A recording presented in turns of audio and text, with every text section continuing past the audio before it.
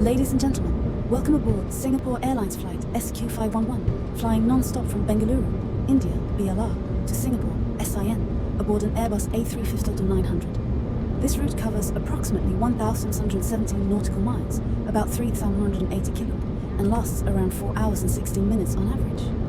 The flight departs nightly from Kemper Gowda International Airport's Terminal 2, typically around 23:10 IST.